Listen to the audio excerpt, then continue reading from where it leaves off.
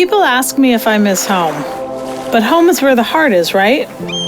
And this is where my husband's family is from, right here in this beautiful bay. I feel really welcome here. There's something about the sea that really draws you in. I love walking on this stretch of beach to look for treasures the waves have brought ashore. During an excavation a few years back, they discovered that families settled here 11,000 years ago. It blows my mind to think about the families that lived here that long ago. The cold, the dark, northern lights, thunder so powerful you feel the earth shake. They must have made salt so they could preserve food to survive the winter. My husband's family has lived in this bay for as long as anyone knows.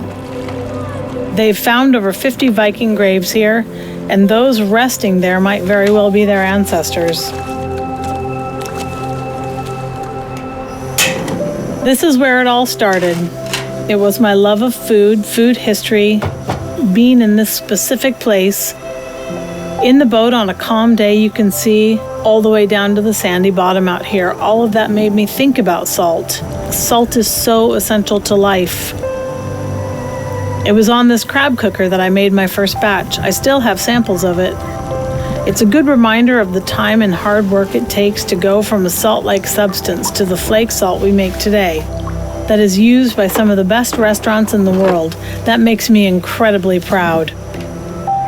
The ocean was the highway around here before we became obsessed with moving around on wheels.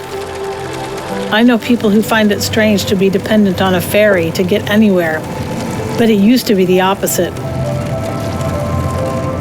Living on an island placed you in the middle of the road. Places we now think of as extremely remote used to be bustling with life. If you take the boat and travel among the many small islands around here, you will find abandoned houses and trading posts. Our factory was such an abandoned building, in bad need of some love and care, some life. The storms blew straight through the walls as we were readying the building for production. It felt at times like a battle you couldn't win, but we made it. Now it's clean, warm, and cozy.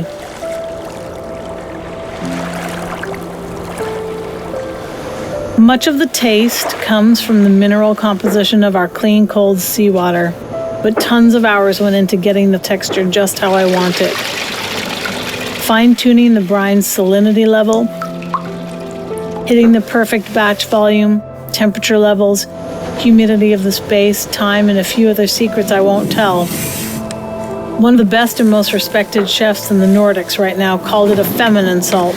That's natural, it's made by a woman.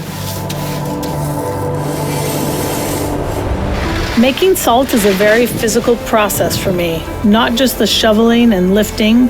With physical, I mean feeling the humidity and the temperature, tasting the salinity in the air.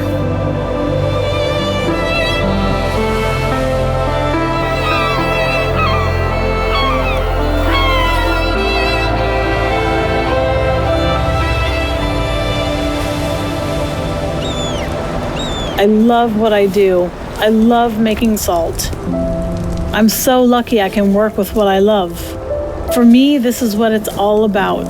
When our family gets together at the end of the day to share stories over a meal, the boys have been to school, football, music practice, salt has been harvested, packed, and shipped.